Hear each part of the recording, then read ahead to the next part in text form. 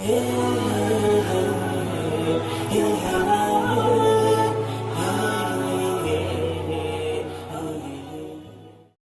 huu sisi wakazi wa Cheka na maeneo mengine wa Kaula tuna sehemu ya kutaka na katika sehemu ya kukutana na sehemu ipo.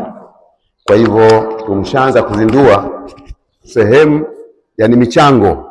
Kwa tumeanza michango tuna kama 500,000 kama sikosei. Kwa hivyo sehemu ya hapa imebakia haina watu wengi hapa.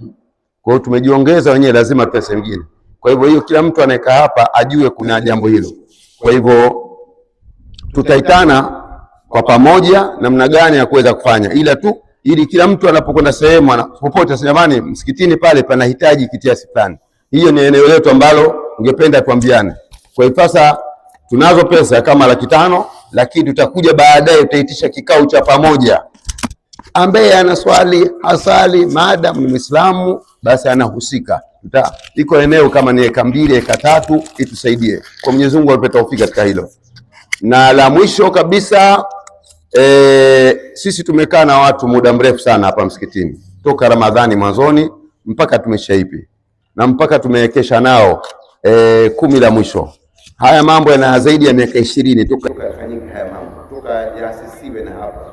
Walilahi alhamdu uongozi wa msikiti na ukiongezwa na mama yetu Bidanga ambaye yuko Omani sasa na watoto wake, tunafanya haya tunatafuta radhi ya Mwenyezi Mungu, hatuna jingine.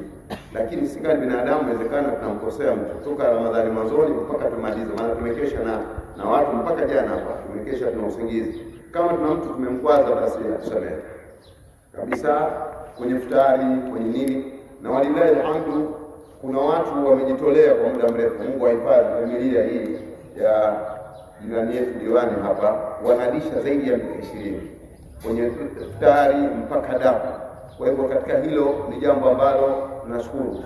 Lakini tuna ushirikiano hapa wa ndugu zetu wa Daru na yuko hapa mkurugenzi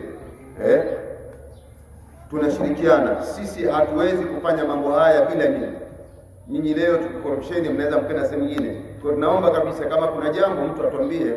Na jingine la mwisho, tunayo hii TV yetu hapa, Masjid Firdaus Online TV.